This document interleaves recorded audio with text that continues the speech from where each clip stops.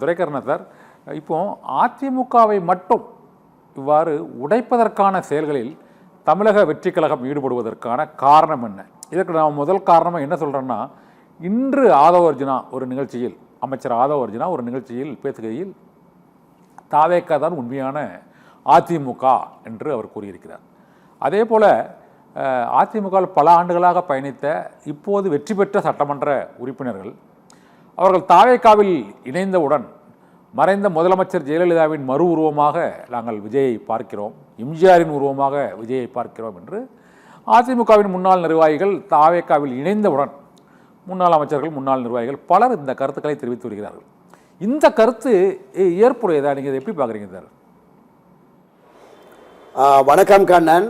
அனைத்து இந்திய அண்ணா திராவிட முன்னேற்ற கழகம் இன்று ஒரு மிகப்பெரிய நெருக்கடியில், சிக்கலில், பெரும் பிரச்சனையில் இருக்கிறது என்பதில் மாற்று கருத்தே இல்லை. இவை எல்லாவற்றுக்கும் அடிப்படை காரணம் இந்த கட்சியை ஒற்றை தலைமையாக வழிநடத்தி பொதுச் செயலாளராக தன்னைத்தானே பொறுப்பேற்றுக் கொண்ட எடப்பாடி பழனிசாமி தான் என்பது உலகறிந்த உண்மை. தொடர்ந்து அவர் இந்த பிடிவாத போக்கில் சென்றதனுடைய விளைவாக கட்சியின் முன்னணியினரெல்லாம் வெளியேற்றிவிட்டு ஒரு தாந்தோண்டித்தனமான, ஒரு சர்வாதிகாரத்தனமான செயலில் ஈடுபட்டதனுடைய விளைவு தான் இந்த அளவுக்கு ஒரு மிகப்பெரிய நெருக்கடியில் இந்த கட்சி சிக்கி இருக்கிறதுன்னு பார்ப்போம். இந்த கட்சி என்பது மேல்மட்டத்தில் இருக்கிற தலைவர்களுடைய உரிமை சொத்து அல்ல, எந்த குடும்பத்தினரின் பாரம்பரிய சொத்து அல்ல, 2 கோடி தொண்டர்களுக்கான சொத்து இந்த அனைத்து இந்திய அண்ணா திராவிட முன்னேற்ற கழகம் என்பது. இந்த கட்சியை தொடங்கிய புரட்சித் தலைவர் எம்ஜிஆர் தன்னுடைய முதல் பிரச்சார கூட்டத்தில் பேசுகிற போது ஒரு கருத்தை பதிவு பண்ணார். 1000 ஆண்டுகளை கடந்தும் அண்ணா திராவிட முன்னேற்ற கழகம் நின்று நிலைத்திருக்கும் அப்படின்னு சொன்னார். ஏன் அதை சொன்னார்னா, அவரை கொலை செய்ய முயற்சி நடந்தது. 73 திண்டுக்கல் நாடாளுமன்ற தேர்தலிலிருந்து 74 பிரச்சார பயணத்திலிருந்து இப்படி பல்வேறு முறை அவரை கொலை முயற்சி நடந்தது. அப்போ அதை சுட்டி காட்டி பேசுகிறார். இந்த ஒரு ராமச்சந்திரனை அழித்து விட்டால் அதிமுக அழிந்து விடும் என்று கருதுகிறார்கள். அட பைத்தியக்காரர்களா, இந்த ஒரு ராமச்சந்திரனை அழித்து விட்டால் இந்த கட்சியிலே 1000 ராமச்சந்திரங்கள் தோன்றுவார்கள். 1000 ஆண்டுகளை கடந்தும் இந்த கட்சி நின்று நிலைத்திருக்கும். இந்த அண்ணாவின் உருவம் பொறித்த கொடி உலகெங்கும் பட்டொளி வீசி பறக்கும் என்று ஆணித்தரமாக சொல்லியிருந்தார். அந்த இயக்கத்தை 54 ஆண்டுகளிலேயே ஒரு மிகப்பெரிய சரிவை, பின்னடைவை, ஒரு பெரும் தோல்வியை சந்திக்க வைத்து சிக்கலில் சிக்க வைத்திருக்கிறார். இதனுடைய சீரழிவுக்கு முக்கியமான காரணம், மீண்டும் சொல்லுகிறேன், எடப்பாடி பழனிசாமி தான். ஆனால் இதையும் தாண்டி இன்றைக்கு பல விவாத களங்களில் நான் பேசிட்டு இருப்பேன், கண்ணன் பார்த்துருப்பீங்க. இந்த கட்சி தொண்டர்களுடைய கட்சி, எந்த பிரதிபலனையும் எதிர்பாராமல் காலமெல்லாம் ஒவ்வொரு தேர்தலிலும் இரட்டை இலைக்கு வாக்களித்து பழக்கப்பட்டவர்கள். இந்த வாக்கு என்பது மறைந்த புரட்சி தலைவர் எம்ஜிஆர், அம்மா செல்வி ஜெயலலிதா இரட்டை இலை என்பதற்கான வாக்கு. கிட்டத்தட்ட ஒரு 25-30% நிரந்தர வாக்குகளாக இருக்கிறது. அந்த வாக்குகள் தான் இந்த தேர்தலிலும் கிடைத்திருக்கிறது. இது எடப்பாடிக்கான வாக்கு, அவர் செல்வாக்கான வாக்கு என்று ஊடகவியலாளர்கள், அரசியல் விமர்சகர்கள் பேசுகிறார்கள். அது தவறான கருத்து எனவும் நான் இதில் பதிவு செய்து கொள்கிறேன். எனவே தான் சொல்லுகிறேன், இன்றைக்கு இருக்கிற சட்டமன்ற உறுப்பினர்கள், முன்னாள் எம்பிக்கள், முன்னாள் சட்டமன்ற உறுப்பினர்கள், முன்னாள் நாடாளுமன்ற உறுப்பினர்கள், முன்னாள் அமைச்சர்கள் என்று பலரும் அணிமாறலாம். அது சந்தர்ப்பவாதம், அரசியல் ஆதாயத்திற்கானது. ஆனால் இந்த கட்சி தொடர் வெற்றியே பெற வேண்டும் என்று விரும்பி புரட்சித் தலைவர் எம்ஜிஆர், செல்வி ஜெயலலிதா இவர்கள் மீது பற்று கொண்ட கோடிக்கும் மேற்பட்டவர்கள் இன்றும் இந்த அண்ணா திராவிட முன்னேற்ற கழகத்தில் பயணிக்கிறார்கள். ஒரு சரியான தலைமை, அது கூட்டு தலைமையோ தனித்தலைமையோ வழிநடத்துவதற்கு கிடைப்பார்களே என்றால் மீண்டும் இந்த கட்சி பீனிக்ஸ் பறவை போல உயிர் தெழும். கண்ணன். ஓகே. ஆனால் துரைக்கண்ணன் சார், இன்னொரு முக்கியமாக என்ன சொல்கிறாங்கன்னா, இன்னைக்கு அதிமுகவின் எம்பி அந்த இன்பதுரை ஒரு ட்விட்டர் பதிவு போட்டிருக்கிறார். அதில் எம்ஜிஆர் மரபுக்கும் விஜயின் புதிய மரபுக்கும் இடையேயான ஒரு யுத்தம் தான் இது. இந்த யுத்தத்தில் காலம் கடந்து எம்ஜிஆர் இந்த களத்தில் வெல்வார் என்றும் அவர் குறிப்பிட்டிருக்கிறார்.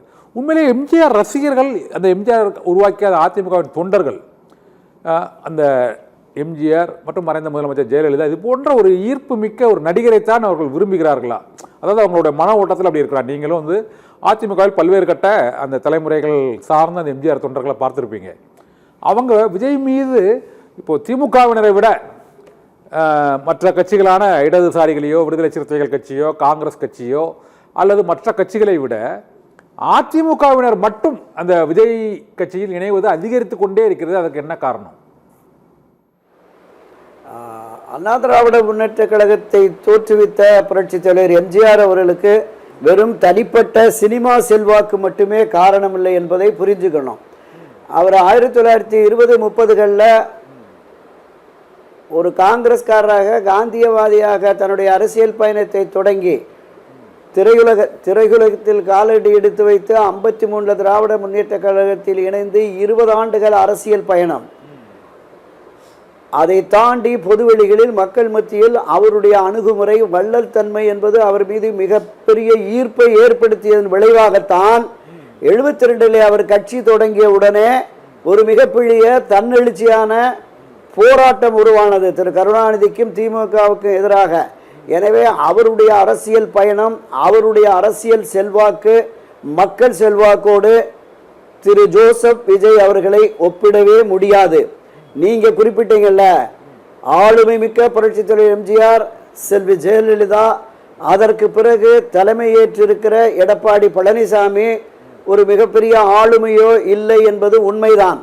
ஆனால் எல்லோரையும் அரவணைத்து செல்லுகிற நல்ல தகுதியும் திறமையும் உள்ளவர்கள் இந்த கட்சிக்கு வழிநடத்த கிடைத்திருப்பார்களே என்றால் இன்றைக்கு இருக்கிற அண்ணா திராவிட முன்னேற்ற கழகத்தினர் திசை மாறி தாவேகா பக்கம் செல்ல மாட்டார்கள்.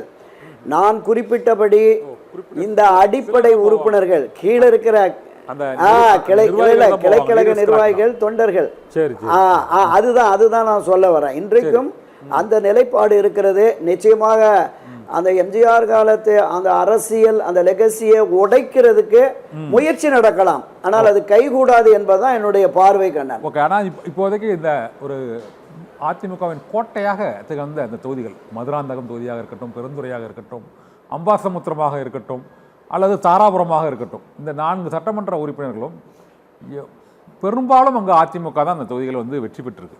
இப்போ இந்த தொகுதிகளைச் சேர்ந்த சட்டமன்ற உறுப்பினர்கள் தான் எம்எல்ஏ பதவியை ஒரு 20 நாட்களில் வெற்றி பெற்ற 20 நாட்களுக்குள் ராஜினாமா செய்துவிட்டு மீண்டும் களத்தில் புகுந்து நிற்பது அந்த இரட்டை இலை வாக்கு வங்கியில் சேதாரத்தை ஏற்படுத்துமா? அவர்கள் வெற்றி பெறுவார்களா? நீங்கள் எப்படி பார்க்குறீங்க சார் இதை? விசிலும் இலையும் இணைந்தால் அந்த விசில் நிற்கும் போது அதிகபட்சமான வாக்குகளை அவர்கள் பெற்று அந்த இடைத்தேர்தலில் வெற்றி பெறுவார்கள் என்ற எண்ணத்தோடு தான் இந்த விஜயின் வியூகம் வகுக்கப்பட்டிருக்கிறது. அந்த 118 என்ற மேஜிக் நம்பரை எட்டுவதற்கு எந்த நிமிடத்திலும் கலன்று போகக்கூடிய விசிகா, இந்திய கம்யூனிஸ்ட், மார்க்சிஸ்ட் கம்யூனிஸ்ட் நம்ப முடியாது. ஆதலால் நாங்கள் அதிமுகவை உடைத்து அந்த ஆதரவு என்ற மெஜாரிட்டி நம்பரை எடுப்பதற்கான முயற்சிகளை அவர்கள் ஈடுபட்டிருக்கிறார்கள். இந்த 5 தொகுதிகள் இடைத்தேர்தல் வரப்போகிறது.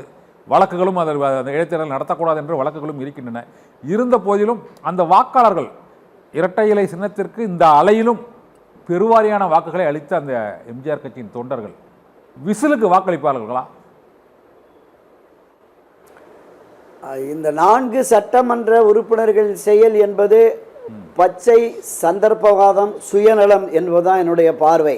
நீங்க குறிப்பிட்டது மாதிரி விசிலை வீழ்த்தி 2ஆம் இடம் 3ஆம் இடத்திற்கு தள்ளி இரட்டை இலைக்கு வாக்களித்து வெற்றி பெற செய்த அந்த தொகுதி மக்களுக்கு செய்த துரோகம்தான் இந்த செயல்.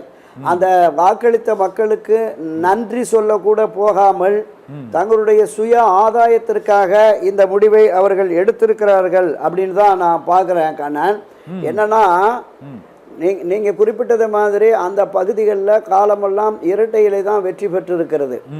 புரட்சி எம்ஜிஆர், அம்மா செல்வி ஜெயலலிதா, இந்த இரட்டை இலையினுடைய செல்வாக்கு அந்த பகுதிகளில், குறிப்பாக அந்த தொகுதிகளில் இன்னும் ஆழமாக வேரூன்றி இருக்கிறது.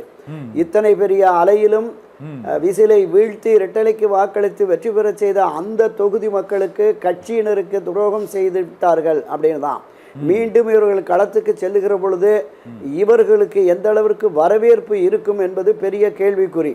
இவங்க விசில் சின்னத்தில் போட்டியிட்டு இந்த வேகத்தில் இப்போது விசில் சின்னத்திற்கான அந்த அலை இருக்கலாம், அந்த அலையினுடைய வீச்சு அதனுடைய நீட்சியாக நமக்கு வெற்றி கிடைக்கலாம் என்கிற பார்வை இருக்கிறது. ஆனால் அரசியல் களத்தில் பலருமே இந்த 4 பேருக்கும் பாடம் புகற்றக்கூடிய அளவிற்கு நாம் பொது வேட்பாளர்களை கூட நிறுத்தி வெற்றி பெற செய்யலாம் என்று சொல்லி இருக்கிறார்கள். அப்ப இந்த பார்வை என்பதும் ஜனநாயகத்தில் ஏற்கத்தக்க செயல் அல்ல. ஒரு சட்டமன்ற உறுப்பினர் அந்த தொகுதியில் 5 ஆண்டு மக்களுக்கு சேவை செய்வார் என்கிற அடிப்படையில் தேர்ந்தெடுக்கப்பட்ட நிலையில் அவர்கள் உடனே தங்களுடைய சுய ஆதாயத்திற்காக இடம் மாறி தடமாறி முகாம் மாறி செல்வதை பலரும் ஏற்கவில்லை. அதனால தான் இடதுசாரிகள் உட்பட விசிக உட்பட எல்லோருமே அதை விமர்சித்திருக்கார்கள். காங்கிரஸ் தரப்பிலிருந்து கூட விமர்சனம் வந்திருக்கிறத நம்ம பார்த்துருக்குறோம். ஆமாம். ஆனால் தாவேகாவினுடைய செயல் எப்படி இருக்கிறது என்றால் நீங்கள் குறிப்பிட்டது தான். இப்போ விசிக ஐயுஎம்எல் நம்முடைய அமைச்சரவையில் இடம்பெற்றதால் அவர்களால் ஆபத்து இல்லை. அந்த 4 உறுப்பினர்களின் ஆதரவு நிரந்தரமாக கிடைக்கும். அதே நேரத்தில் இடதுசாரிகள் இந்திய கம்யூனிஸ்ட் மார்க்சிய கம்யூனிஸ்டுடைய ஆதரவு எவ்வளவு காலம் தொடரும் என்கிற ஒரு மிகப்பெரிய கேள்விக்குறி இருக்கிறது. எனவே இந்த 5 ஆண்டுகளும் நாம் இந்த ஆட்சியை நிரந்தரமாக தக்க வைத்துக் கொள்ள வேண்டும் என்றால் நமக்கு கூடுதலாக இன்னொரு 10-12 சட்டமன்ற உறுப்பினர்கள் தாவேகா மூலமாக கிடைத்தால் நல்லது என்கிற பார்வையோடு இந்த அணுகுமுறையை கடைபிடித்திருக்கிறார்கள். அவருடைய முதல் அணுகுமுறையே தோல்வியில் முடிந்ததுன்னு பார்த்தோம். அதிமுகவின் ஒரு அணியினரை பிரித்து ஒரு 25 வாக்குகளை பெற்று 144 என்கிற ஒரு இலக்கத்தை அடைந்தார்கள். அதோட ஒரு 6 மாதம் ஒரு வருடத்துக்கு நிச்சயமாக இந்த அரசுக்கு ஆபத்து வராது.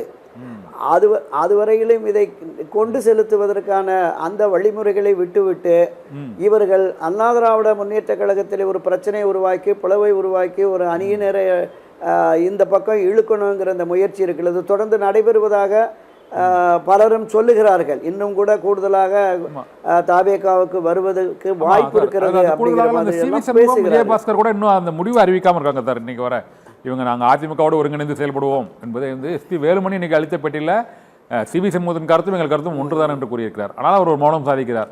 இன்னைக்கு விஜயபாஸ்கர் அங்கு இலுப்பையூரில் அந்த புதுக்கோட்டையில் அளித்த பேட்டியில் ஒரு பயங்கர குழப்பம். நாங்கள் தொகுதி மக்களின் மனநிலையை அறிந்து தான் செயல்படுவோம், மக்களை விட்டு செல்ல மாட்டோம் அப்படின்னு சொல்றாரு. தாவேகாவில் இணைகிறீங்களான்னு கேட்க ஊகங்களுக்கு பதில் சொல்ல மாட்டோம் அப்படிங்கிறார். நேரடியாக தாவேகாவில் நான் இணைய போவதில்லை, அதிமுகவில் தான் இருக்கிறோன்னு அவர் சொல்லவே இல்லையா? அதனால இன்னும் அந்த மேலும் சிலர் போவதற்கான வாய்ப்புகள் இருக்குதோ சார்? அதாவது அந்த ஊசலாட்டம் இருக்கிறது. இப்போ இசைக்கு சுப்பையா சொன்னார்ல, தொடர்ந்து எதிர்க்கட்சியா இருந்து தொகுதி மக்களுக்கு எதுவும் செய்ய முடியல அப்படின்னு. ஸோ அந்த பார்வை டாக்டர் விஜயபாஸ்கருக்கும் ஏற்பட்டால் நிச்சயமாக இப்போ பல்வேறு செய்திகள் வருகிற பொழுது நாளை அவர் பேரவைத் தலைவரை சந்தித்து ராஜினாமா செய்து தாவேகாவில் இணைவதற்கு வாய்ப்பு இருக்குன்னு சொல்கிறாங்க. அதே மாதிரி திரு எஸ்பி வேலுமணி அவர்கள் நான் இரவெல்லாம் பேசினேன் அண்ணன் சிவி சண்முகத்துடன், அவர் கட்சியை விட்டு எப்போதும் போக மாட்டேன் என்று என்னுடன் உறுதியளித்திருக்கிறார். காலையில் கூட நான் கோயம்புத்தூர் போகிறேன்னு சொன்னேன், போயிட்டு வாங்கன்னு வழி அனுப்பி வச்சார் என்று சொன்னார். அவர் தனித்து இயங்க போகிறாரா அல்லது அவரும் சட்டமன்ற உறுப்பினரை ராஜினாமா செய்து தாவேகா செல்வாரா? என்னை பொறுத்தளவில் சிவி சண்முகம் அப்படி ஒரு முடிவை எடுக்க மாட்டார். கொஞ்ச நாள் தனித்து ஒதுங்கி இருக்கிறேன் என்று கூட அவர் இருக்கலாம். ஏன்னா எடப்பாடி பழனிசாமியினுடைய செயல், ஆமாம், பழனிசாமியினுடைய செயலால் வேதனை அடைந்த மூத்த முன்னோடிகள் மரியாதைக்குரிய செம்பலை அவர்கள், திரு தனபால் அவர்கள்லாம் ஒதுங்கி இருக்கிறாங்க. இது மாதிரி 60-70 வயது கடந்த அண்ணா திராவிட முன்னேற்ற கழகத்தினுடைய முன்னணியினர் பலருமே அரசியலிருந்து நாங்கள் ஒதுங்கி இருக்கிறோம் என்று சொல்லுகிறார்கள். சொல்லக்கூடிய நிலையை எடப்பாடி பழனிசாமி உருவாக்கி விட்டார். ஆனால் 50 வயதுக்கு கீழ் உள்ளவர்கள், புரட்சி தலைவர் எம்ஜிஆர் மறைவுக்கு பிறகு 10 வயது 20 வயது என்று இருந்தவர்கள் இன்று 30-40 வயது 50 வயது என்று வந்தவர்கள் தங்களுடைய அரசியல் எதிர்காலம் என்பது இனி அதிமுகவோடு பயணிப்பது சரியில்லை. எடப்பாடி பழனிசாமி தொடர்ந்து 11 தோல்வியை தந்துவிட்டார், மீண்டும் ஒரு வெற்றி பாதைக்கு நம்மை அழைத்து செல்ல மாட்டார் என்கிற அந்த நம்பிக்கையில் இருக்கிறவர்கள் தான் செல்கிறார்கள். ஃபுல் மூன் சேல் காலை 9 மணியிலிருந்து இரவு 12 மணி வரை மே 31 ஒரு நாள் மட்டும். நீங்க சொல்றீங்க ஒரு 11 தோல்வியை தந்திருக்கிறான்னு சொல்றீங்க, ஆனா அதற்கான சூழ்நிலை அமையவில்லை சார். இப்போதைக்கு இந்த 2026 தேர்தலை பொறுத்தவரை அதிமுக கூட்டணி ஒரு 53 இடங்கள், ஒரு பெரிய தோல்வி இல்லை. ஆட்சி அமைக்கக்கூடிய அளவுக்கு திமுக அதிமுகவுக்கு மாற்றா மக்கள் வாக்களிச்சிருக்கிறாங்க. இந்த தோல்வியிலேயே இபிஎஸ்ஐ நம்ம குறை சொல்வது ஓரளவு சொல்லலாம். அதுக்கு அது முழுமையாக அவர் அந்த தோல்வியை அவர் தான் ஏற்றுக்கணும் அப்படின்னு சொல்கிறது, அவருடைய உழைப்பை நம்ம குறைத்து மதிப்பிட முடியுமா? அல்லது அதிமுகவை இதற்கு முன்பு என்னென்னா பிஜேபி அதிமுகவை கபலீகரம் செய்ய போகுதுன்னாங்க, இப்போ தாவேகா அதிமுகவை மொத்தமாகவே அழிக்க பார்க்குதுன்னு சொல்கிறாங்க. இப்படி ஒவ்வொருத்தர் மேலேயே குறை சொல்லிட்டு அதற்கு இபிஎஸ் தான் காரணம்னு சொல்வது எந்த நியாயம் கேட்குறேன். இல்லை, ஒரு கட்சியை வழிநடத்துகிற வலிமை மிக்க தலைவன் இல்லை என்றால் இந்த கபலீகர பேச்சு வரும். இவரை சார்ந்து இந்த கட்சியை ஒருங்கிணைந்து வெற்றி பாதைக்கு அழைத்து செல்வோம் என்று தொடர்ந்து 4 ஆண்டுகளாக வலியுறுத்திய எல்லோரையும் வெளியே அனுப்பிவிட்டு பொதுவெளிகளில் இந்த கட்சி மீண்டும் வெற்றி பெறாது என்கிற கருத்தாக்கத்தை உருவாக்கிவிட்டு இவர் பாடுபட்டார். அதெல்லாம் மாற்று கருத்து இல்லை. இவருடைய சாதுரியத்தால், சாணக்கியத்தால், சாமர்த்தியத்தால், ஒரு நிமிஷம் கண்ணன், கட்சியை இவர் கட்டுப்பாட்டுக்குள்ள கொண்டு வந்தார். அதுல மாற்று கருத்து இல்லை. இந்த தேர்தலில் 210 தொகுதிகளில் வெற்றி பெறுவோம் என்று தமிழ்நாடு பூரா சுற்றுப்பயணம் செய்தால் மாற்று கருத்து இல்லை. அவருடைய உழைப்பை நான் குறைத்து மதிப்பிடவில்லை. ஆனால் இந்த கட்சி வெற்றி பெற வேண்டும் என்கிற நோக்கம், இந்த கட்சியை தொடங்கிய புரட்சி தலைவர் எம்ஜிஆர், செல்வி ஜெயலலிதா தனக்கு எதிரான நிலைப்பாடு கொண்ட அத்தனை பேரையும் இணைத்துதான கட்சியை வெற்றி பாதைக்கு அழைத்து சென்றார்கள். அந்த நிலைப்பாடு எடப்பாடிக்கு பழனிசாமி இல்லைன்றா அவரை குற்றம் சாட்டாம யாரை குற்றம் சாட்டுவது? கட்சி தலைமை என்பது அவரு 96,000 ஓட்டுல வித்தியாசமா வெற்றி பெற்றுட்டாரு. ஒரு மிகப்பெரிய வெற்றி தான். ஆனா கட்சியை தோக்கடிச்சிட்டாரு. நான் என்ன சொல்றேன், இன்றைக்கு அவர்களெல்லாம் அரவணைத்திருந்தால் இந்த அலையை வீழ்த்தி கூட அதிமுக வந்திருக்கலாம். அப்படி இல்லைன்னா பிரதான எதிர்கட்சியாக கூட வந்திருக்கலாம். அடுத்து ஆட்சி கட்சியாக வரலாம். எனவே இன்னைக்கு வெளியில வந்தாங்கல்ல நீங்க சொல்றது சரி. ஆனா ஓபிஎஸ் திமுக இணைஞ்சிட்டாரு. இவர் டிடிவி தினகரன் தனியா கட்சி ஆரம்பிச்சிட்டாரு. சசிகலா தனியா வேட்பாளரை போட்டாங்க. இவர் எப்படி அவ்வளவு வரை ஒருங்கிணைக்க முடியும்னு நினைக்கிறீங்க? இனிமேலும் இல்லை இல்லை இல்லை இப்போ இனிமேல் நான் சொல்லலை, ஏற்கனவே இணைத்திருந்தால் அது வந்திருக்கும். இனியுமே அண்ணா திராவிட முன்னேற்ற கழகத்தில் பயணித்த அதிருப்தியாளர்கள், மாற்று முகாம் இருப்பவர்களை இணைக்கலாம். தனி கட்சி ஜே அணி ஜா அணி என்று 2 தனி கட்சிகள் போய் தானே போட்டி வந்தது. போட்டி அதிமுக, எம்ஜிஆர் அதிமுக, புரட்சி தலைவர் அதிமுகன்னு எல்லாரும் வெளியில போய் செல்வி ஜெயலலிதாவுக்கு எதிராக கடுமையாக விமர்சனம் பண்ணவங்களை தானே திரும்ப அவங்க சேர்த்துக்கிட்டாங்க. நீங்க கட்சி நலன் முக்கியம், கட்சியின் எதிர்காலம் முக்கியம், கட்சியை நம்பி இருக்கிற கோடிக்கணக்கான தொண்டர்களுடைய அரசியல் வாழ்வு முக்கியம் என்று ஒரு தலைமை கருதணும். இப்ப இன்றைக்கு வெளியில போனவங்க எடப்பாடி பழனிசாமி மீதான குற்றச்சாட்டு. இன்றைக்கு வெளியில இவரால் அனுப்பப்பட்ட கட்சியிலிருந்து பொறுப்புகளிலிருந்து நீக்கப்பட்டவர்கள் எப்படிப்பட்டவர்கள் நீங்க பாருங்க. தங்கமணி, வேலுமணி தான் நகமும் சதையுமாக எடப்பாடி கூட இருந்தாங்க. அவருடைய வலக்கரமாக இடக்கரமாக இருந்து அவருடைய முதலமைச்சர் பொறுப்பு, எதிர்க்கட்சி தலைவர் பொறுப்பு இன்று வரையிலும் உடனிருந்து பயணித்தவர்கள். எடப்பாடி பழனிசாமிக்கு ஏற்பட்ட சட்ட சிக்கல்களை அனைத்தையும் அடித்து உடைத்து நொறுக்கி இவருக்கு சாதகமாக தீர்ப்பு பெற்றதுல சி.வி. சண்முகம் முக்கிய இடத்தில் இருக்கிறார். அப்ப இப்படிப்பட்டவர்களையும் நீங்கள் தூக்கி எடை பார்க்க வேண்டும், இவர்களையும் தூக்கி எறிய வேண்டும் என்கிற பார்வை போக்கு இருந்தா இந்த கட்சி எப்படி வெற்றி பாதைக்கு போகும்? இப்போ கேள்வி. சி.வி. சண்முகம், எஸ்.பி. வேலுமணி, தங்கமணி இந்த மாதிரி கட்சி தேர்தல் முடிஞ்சு ரிசல்ட் வந்திருக்குது. முதல் நம்பிக்கை வாக்கெடுப்பிலேயே நாங்கள் உடச்சிக்கிட்டு தனி அணியா இருப்போம் அப்படின்னு சொல்லி வாக்களித்தது சரியா? அதுக்கு என்ன காரணம்? சி.வி. சண்முகம், வேலுமணி சொன்னாங்கல்ல, திமுக ஆதரவோடு எடப்பாடி பழனிசாமி முதலமைச்சராக விரும்பினார். இது தொடர்பாக பேசப்பட்ட உடனே காலமெல்லாம் 53, 54 ஆண்டுகளாக நாம் தீய சக்தி, துரோக சக்தி என்று பேசிய திமுக ஆதரவோடு முதலமைச்சராக முடிவெடுத்ததனால் நாங்க எங்களுடைய நிலைப்பாட்டை மாற்றிட்டோம். அது மட்டும்தான். ஒரே ஒரு நிமிடம் கண்ணன், நான் முடிச்சிடறேன். நமக்கு திராவிட முன்னேற்ற கழக ஆட்சியை அகற்ற வேண்டும் என்கிறது தான் ஒற்றை இலக்கு. அந்த இலக்கை இப்போது எட்ட முடியவில்லை.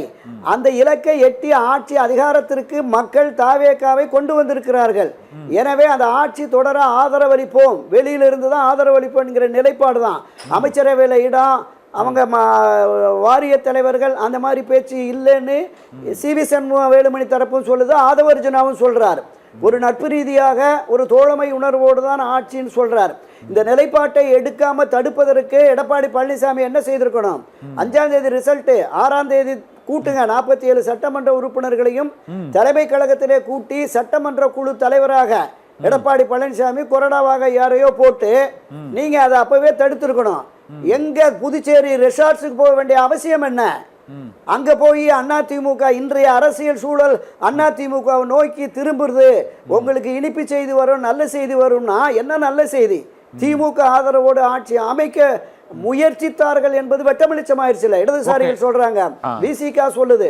இந்த நிலைப்பாடு தான் இப்ப இந்த பிரிவுக்கு, இடைக்கால பிரிவுக்கு காரணம். கண்ணன் சொல்லுங்க. இப்போ இது உண்மையிலே நீங்க சி.வி. சண்முகமும் சொன்னாரு, மற்றவங்களும் இந்த அதிருப்தி குழுவினர் சொன்னாங்க. திமுக ஆதரவோடு அதிமுக ஆட்சி, அதில் 2.5 ஆண்டுகள் எடப்பாடி பழனிசாமி, 2.5 ஆண்டுகள் உதயநிதி என்ற பேச்சுவார்த்தை நடைபெற்றதாக உறுதிப்படுத்தப்படாத தகவல்கள் வெளியாகின. அது திமுக தலைமையோ அல்லது எடப்பாடி பழனிசாமியோ அதை கூறலை. ஆனால் இவங்க பிரிஞ்சு 25 பேர் ஓட்டு போட்டது அமைச்சர் பதவி ஆசையில தான். எடப்பாடி முதலமைச்சராவதை எதிர்த்து அவர்கள் வாக்களித்தார்கள் என்பதை ஏற்றுக்கொள்ள முடியுமா? இல்லை இப்போ நீங்கள் சொன்னீங்க திமுக தரப்புலையோ எடப்பாடி தரப்புலையோ சொல்லலைன்னு. திராவிட முன்னேற்ற கழகத்தோடு கூட்டணி அமைத்து பயணித்த இடதுசாரிகள் விசிக ஐயுஎம்எல் எல்லோருமே சொல்றாங்கல்ல இந்த கருத்து. அப்ப இது பேசப்பட்டது. பேபி என்ன சொன்னாரு? அவர் அந்த மாதிரி இருவரும் கூட்டணி அமைக்க போவதால் நாங்க போனோம் அப்படின்னு எப்ப சொன்னாங்க? சிபிஎம் உங்களுக்கு ஆதரவு அளிச்சதுக்கு பிறகு ஒரு காரணமா சொன்னாங்க. அது முன்னாலே சொல்லியிருக்கணும். இதே போல மற்ற கட்சிகளும் காங்கிரஸ் கட்சியாக இருக்கட்டும் விசிக இருக்கட்டும் இங்கே ஆதரவு அளித்து அமைச்சர் பதவி பெற்ற பிறகு அவர்கள் இந்த மாதிரி ஒரு பேச்சுவார்த்தை போச்சு, அதை நாங்கள் உறுதிப்படுத்த முடியல அப்படின்னு சொன்னாங்க. திருமாவளவனை முதலமைச்சர் ஆக்க போகிறோம், அதனால் நீங்கள் திமுகவும் அதிமுகவும் இணைய போகுது அப்படின்னு ஒரு பேச்சு இருந்தது. அதனால தான் திருமாவளவன் அந்த நட்சத்திர ஹோட்டலில் தங்கி 2 நாள் இழுத்தடிச்சாருன்னு பேசுனாங்க. அது எல்லாமே உறுதியான தகவலாக உங்களுக்கு தெரியும். நீங்கள் ஒரு மூத்த பத்திரிகையாளர், உண்மையிலே திருமாவளவனை முதலமைச்சராகவும் எடப்பாடியை முதலமைச்சராகவும் திமுக முயன்றதா இல்லையா? இல்ல, டிகேஎஸ் இளங்கோவன் அறிவாலய வாசல்லே ஒரு கருத்து சொன்னாரு. இதுவரையிலும் அப்படிப்பட்ட நிலை இல்லை. ஒருவேளை திராவிட முன்னேற்ற கழகம் அந்த முடிவை எடுத்தால் நாங்களும் ஏற்போம்னு சொன்னார். நீங்க அதை கவனிங்க. அப்ப அந்த வளாகத்துல பேசப்பட்டிருக்கிறது, அறிவாலய வளாகத்தில் பேசப்பட்டிருக்கிறது. இது தொடர்பாக எடப்பாடி பழனிசாமிக்கு தகவல் வந்ததுனாலதான் இன்றைய அரசியல் சூழல் நம்மை நோக்கி அதிமுக நோக்கி வருகிறது. இனிப்பான செய்தி, நல்ல செய்தி எப்படி வரும்? 3வது இடத்துல 47 எம்எல்ஏ வச்சுக்கிட்டு அரசியல் சூழல் என்னை நோக்கி வருகிறது அப்படின்னு சொன்னா இதை தவிர வேற என்ன காரணம் இருக்கும்? அதாவது நீங்க சொன்ன மாதிரியே சொல்லுங்க. அதாவது நீங்க சொன்ன புள்ளியில இருந்து எடுத்துக்கிட்டா எடப்பாடி பழனிசாமி முதலமைச்சர் ஆகக்கூடாது, ஆனால் தாவேகாவுக்கு நாங்க ஆதரவு தெரிவித்து வாக்களித்தோம். அதுதான் ரீசனா? ஒரு அதிமுக எம்எல்ஏக்கள் 25 பேருக்கும் இதுதான் காரணமா? இபிஎஸ் முதலமைச்சர் ஆகணும் 10-15 தோல்வின்னு சொல்றீங்க. இப்போ முதலமைச்சர் தடுப்பதற்காக தான் வாக்களித்தவங்க சரியாது, அது மட்டும் தான் காரணமா? இல்ல கண்ணன் என்ன லாஜிக் அடிப்படையில் நீங்க சொல்றீங்க? எங்க காலமெல்லாம் திமுக எதிர்நிலையில் இருந்தவர்கள் நாங்கள். திமுக ஆதரவோடு எங்கள்கிட்ட இருந்து ஒரு முதலமைச்சர் போறதை எப்படி ஏற்க முடியும்? ஒரு கடைசி தொண்டன் கனவிலும் நினைத்து பார்க்க முடியாத செயலை எடப்பாடி பழனிசாமி செய்ய துணிந்தாருங்கிறது தான். நீங்க என்ன பேரம் பேசப்பட்டது, என்ன வித உள்ள என்ன மாதிரி நடந்தது, எந்த லாபி நடந்தது என்னங்கிறதெல்லாம் நமக்கு வெளிப்படையா தெரியல. ஆனாலும் எடப்பாடி பழனிசாமி தரப்பிலிருந்து சொன்னாங்க அந்த 25 பேரும் துரோகம் செஞ்சிட்டாங்க, அமைச்சர் பதவி, வாரிய தலைவர்கள் பதவி, அதெல்லாம் எதிர்பார்த்து தான் அங்க இந்த துரோக செயலில் ஈடுபட்டாருங்கள் சொல்றாங்க. இந்த துரோக செயலில் ஈடுபட்டதாக குற்றம் சாட்டப்பட்ட சிவி சண்முக மற்றவர்கள் அடியோடு மறுக்கிறார்கள். தாவேக தரப்பிலையும் அடியோடு மறுக்கிறார்கள். அப்ப இந்த மறுப்புகளை நாம் எப்படி எடுத்துக்கொள்ள வேண்டும்? எடப்பாடி கருத்தை எப்படி எடுத்துக்கொள்ள வேண்டும் என்றால் காலம்தான் அதுக்கு பதில் சொல்லணும். கண்ணன், ஓகே, நிறைவா ஒரு கேள்வி சார் துரைக்கண்ணா சார். இப்போதைக்கு இந்த ஆட்சி ஒரு 15 நாட்கள் ஆகியிருக்கிறது. இவர்களுக்கு அந்த 118 என்ற மேஜிக் எண் இல்லாததுதான் ஒரு மிகப்பெரிய ஒரு பதற்றம் மற்றும் இது 5 ஆண்டுகள் நீடிக்குமா என்ற ஒரு கேள்வி மற்றும் ஒரு சந்தேகம் அவர்களுக்கு எழுந்திருக்கிறது. அதனால தான் ஒருவேளை விசிகா சிபிஐ சிபிஎம் விலகினாலும் நமக்கு அந்த விசில் சின்னத்தில் அந்த சட்டமன்ற உறுப்பினர்களை புதிதாக வேட்பாளர்களை நிறுத்துவதற்கு அதிமுக எம்எல்ஏக்களை மட்டும் அந்த ராஜினாமா செய்ய வைத்து அந்த தொகுதிகளை காலியாக்குவது சட்ட ரீதியாக அது சரியாகுமா? அதற்கான வழக்குகளும் தொடரப்பட போகிறது. இந்த சூழ்நிலையில் அதிமுகவிலிருந்து மேலும் விஜயபாஸ்கரும் சிவி சண்முகமும் எந்த முடிவும் எடுக்காமல் இருக்கிறார்கள். இது போன்ற எம்எல்ஏக்கள் விலகுவதே, ராஜினாமா செய்வதை தடுப்பதற்கு இபிஎஸ் தலைமையிலான அந்த அதிமுக விட்டால் வேறு என்ன வழி இருக்கிறது? இல்லை அதுதான். அப்போ ஒரு வலிமை மிக்க நம்பகத்தன்மையுடைய ஆளுமை மிக்க தலைமையாக எடப்பாடி பழனிசாமி இல்லாததான் அந்த பலகீனத்தின் அடிப்படையில் தான் இவரை நம்பி இனி நாம் அரசியல் பயணம் செய்ய முடியாது. புரட்சித் தலைவர் எம்ஜிஆர், அம்மா செல்வி ஜெயலலிதா அவர்களுக்கு ஒரு முறை 2 முறை தோல்வி வந்தாலும் தொடர்ந்து வெற்றியை ஈட்டினார்கள். மக்கள் ஆதரவு, தொண்டர்கள் ஆதரவு, ஒரு கட்டமைப்பு இருந்தது என்று. இன்று கட்டமைப்பு உடைந்து போய் பெரும்பான்மையான தொண்டர்களுடைய எதிர்ப்பையும் சம்பாதித்திருக்கிறார். பொதுவெளிகளிலும் இவருக்கான ஆதரவு நிலைப்பாடு இல்லை என்பதை 2024 நாடாளுமன்ற தேர்தலிலிருந்து நமக்கு தெரிய வருகிறது. அதற்கு முன்னர் நடைபெற்ற தேர்தல்கள் தோல்வி என்பது கூட ஏற்றுக்கொள்ளலாம். ஆனால் 2024 நாடாளுமன்ற தேர்தலுக்கு பிறகு மிகப்பெரிய சரிவு, பின்னடைவு. அதற்கு அடிப்படை காரணம் என்பது இப்படி தான். அதிமுக ஓட்டு அமமுகன்னு கொஞ்சம் போயிடுச்சு, எடப்பாடி நம்ம சசிகலா பின்னாடி கொஞ்சம் போயிடுச்சு, ஓபிஎஸ் பின்னாடி கொஞ்சம் போயிடுச்சு, அண்ணன் KA செங்கோட்டையன் அவருடைய ஆதரவாளர்கள் கொஞ்சம் போயிட்டாங்க. இது இப்படியே பலகீனமாக போனதுனால நம்ம வெற்றி பெற முடியாது என்கிற பார்வை பொதுவெளிகளில் மக்கள் மத்தியில் வாக்காளர்கள் மத்தியிலே வந்ததனுடைய விளைவு தான் இது. இப்போ அணி மாறுவது என்பது, முகாம் மாறுவது என்பது அவரவர் சுயநலம் சார்ந்தது. நான் சொல்லிட்டேன் தொடக்கத்திலே, இந்த செயல் பச்சை துரோகம் அப்படின்னு சொல்லிட்டேன். எனவே இதில் தாவேகாவுக்குமே ஒரு மிகப்பெரிய கெட்ட பேர் வந்துடும். நீங்கள் இந்த 2 திராவிட சக்திகளுக்கு மாற்றாக ஒரு 3வது ஒரு தூய சக்தியாக லஞ்ச ஊழலற்ற ஆட்சியாக நடத்துவோம் என்று உறுதியளித்து விட்டு இப்படி பிற கட்சிகளிலிருந்து ஆட்களை இழுத்து தங்களுடைய கட்சியை வலுப்படுத்த வேண்டும் என்கிற போக்கு இருக்குல்ல, அதுவுமே ஒரு ஆபத்தான போக்கு. மக்கள் மத்தியில் விஜய் அவர்களுக்கும் தாவேகாவுக்கும் ஒரு மிகப்பெரிய அவப்பெயரை ஏற்படுத்திவிடும். இவர்கள் நிச்சயமாக அரசியலுக்கு புதியவர்கள், ஆட்சி அதிகாரத்திற்கு புதியவர்கள். எனவே இவர்கள் தங்களை அந்த நிலைப்பாட்டிற்கு, ஒரு ஆட்சி அதிகாரத்தை கொண்டு செலுத்துவதற்கு தங்களை தயார்படுத்திக் கொள்ள வேண்டுமே தவிர இது போன்ற குதிரை பேரங்கள் மற்ற விஷயங்களை எடுத்து கட்சியை பலப்படுத்தி கொண்டு போடுங்கிற அந்த செயலில் ஈடுபடுவது என்பது நிச்சயமாக ஏற்கத்தக்கது அல்ல என்பதுதான் என்னுடைய கருத்து. கண்ணன். ஓகே, நன்றி துரைக்கண்ணன் சார். இது மக்கள் அந்த 5 தொகுதிகளின் இடைத்தேர்தலில் முடிவெடுப்பார்கள். இந்த ஆட்சி அந்த அறுதி பெரும்பான்மையை அவர்கள் பெறுவதற்கு உதவுமா அல்லது இந்த வியூகம் வெற்றி பெறுமா என்பதை மக்கள் தான் தீர்மானிப்பார்கள். நன்றி துரைக்கண்ணன் சார், எங்களோடு பங்கேற்று பல்வேறு முக்கியமான தகவல்களை எங்களோடு பகிர்ந்து கொண்டமைக்கு மிக்க நன்றி. அரசியல் சதுரங்கம் நிகழ்ச்சியில் மற்றொரு ஆளுமையோடு சந்திக்கலாம். நன்றி.